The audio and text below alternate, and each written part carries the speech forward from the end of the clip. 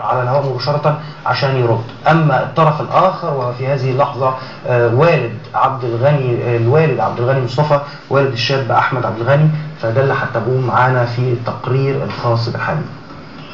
أحمد عبد الغني مصطفى شاب من مدينة السويس يبلغ من العمر 21 عاما، يعاني من اضطرابات نفسية.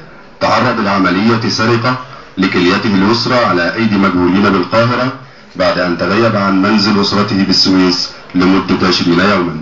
احنا في برج الأطباء في المهندسين في الدور الثالث عشر، الكلام ده في شهر 7. رحت اسم العجوزة ودخلوني المأمور الله يكرمه بتاع اسم العجوزة، وحكيت له على الواقعة، وقوم معايا ضابط وراجل كبير كده صول من الشرطة، وطلعنا المستشفى الأطباء وفتشنا على الاسم. مفيش طبعا الأسامي ما بكتبهاش في قلب الاسم.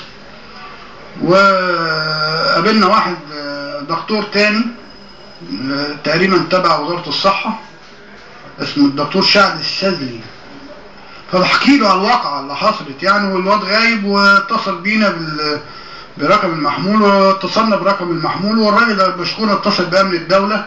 المهم عملنا قلق. في نفس اليوم الواد رجع البيت. قلت له انت كنت فين؟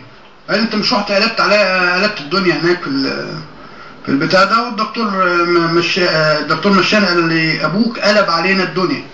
قلت له انت كنت في قسم الكلى؟ قال لي تبع عمرو عياد.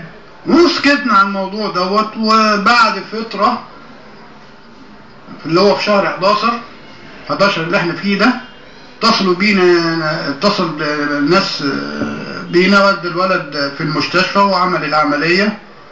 وبعد كده هو كلمنا وبحس منخفض خالص، وبصينا لقينا ناس اتصلوا بينا، وبعد يومين من العملية لقيناه في الشارع ورموا له قرشين، وقعد يبحتر في الفلوس في الشارع، ورمى المحمول وقلع عريان.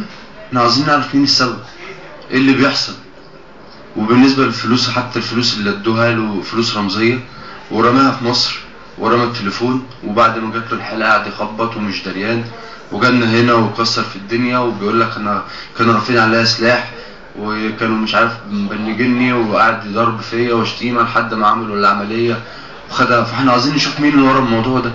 لابد يكون في توافق وابحاث بتستمر اسابيع ما بين العضو اللي هم الشخص الدونر العاطي وبين الشخص الريسيبيانت اللي هو بياخد العضو.